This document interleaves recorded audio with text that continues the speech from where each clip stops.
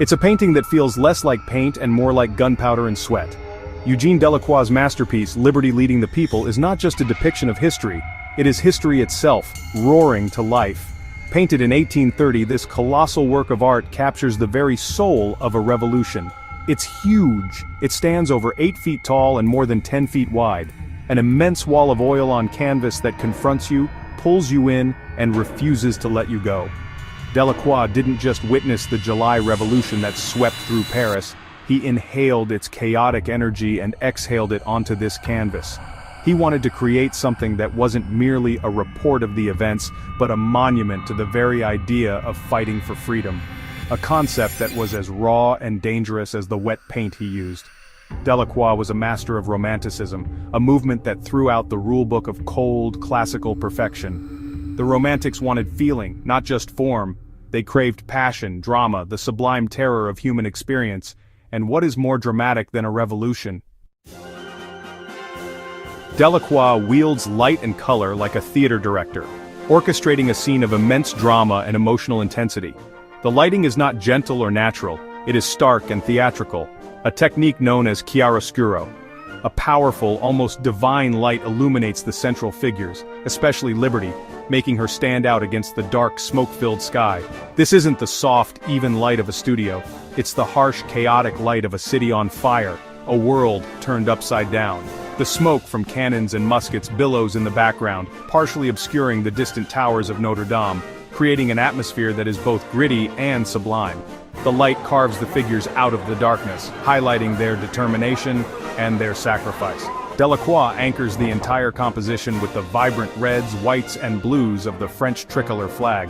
The flag, held aloft by Liberty, is the brightest point in the entire scene, its bold colors a defiant splash against the muted, earthy tones of the street and the bodies. The sash of a fallen fighter, the tunic of a peasant, the distant flag atop Notre Dame, subtle echoes of the same trio. At the heart of this revolutionary drama is its cast of characters, a cross-section of 1830s Parisian society united in a single, unstoppable purpose. This is not an army of identical soldiers, it is a messy, vibrant coalition of different social classes. To Liberty's right, a man in a top hat holds a hunting rifle. He is often identified as a bourgeois, perhaps even Delacroix himself. His fashionable attire contrasts with the working-class man next to him, who wields a saber with fierce determination, a handkerchief tied around his head. This pairing shows the revolution was a shared struggle across classes. To Liberty's left, a young boy lunges forward, brandishing 2 pistols. He is a symbol of youthful rebellion and the hope for a new generation, a figure who would later inspire Victor Hugo's Gavroche. But at their feet, the cost of this fight is laid bare. A dying man stripped to the waist, gazes up at Liberty as he breathes his last. When Delacroix unveiled Liberty Leading the People, it was honestly a shock to the system of French art. The dominant style was NeoClassicism, championed by Jacques-Louis David. Neoclassical art prized order, clarity, moral virtue, often depicted as polished, static scenes from ancient history. Think of David's Oath of the Horatii, rigid composition, smooth, invisible brushwork, stoic, statuesque figures. The figures are noble but frozen, like actors on a stage. A cold, distant ideal locked in the Roman past. Delacroix shattered that mold. Instead of order, chaos in the salon. Instead of polished surfaces, rough, visible brushstrokes. Instead of stoic heroes, dirty, emotional Parisians. A radical departure, messy, loud, alive. While neoclassicism might show Liberty as a pristine goddess floating above the fray, Delacroix throws her into the middle of it. His Liberty is a fighter, skin glistening with sweat, feet firmly on the ground, leading a real, tangible charge. This changed the purpose of history painting. For neoclassicists, moral lessons from the past. For Delacroix and the Romantics, the living spirit of history unfolding. Not a tidy moral, the raw emotional truth.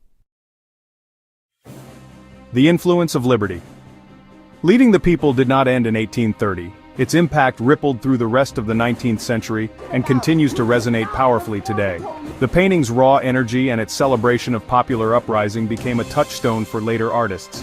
Gustave Courbet admired Delacroix's commitment to depicting the common man. Honoré Daumier shows echoes of Delacroix's barricades. The Impressionists learned from his expressive color and visible brushwork. More than influencing painting techniques, the image itself became an iconic symbol of rebellion and the fight for freedom. It has been quoted, copied, and parodied in popular culture. The Statue of Liberty draws its lineage from Delacroix's female figure. Delacroix did more than document a three-day revolution, he created a timeless myth. Delacroix gave us an icon, a perpetual call to action that still rings out today as it did on the barricades of 1830.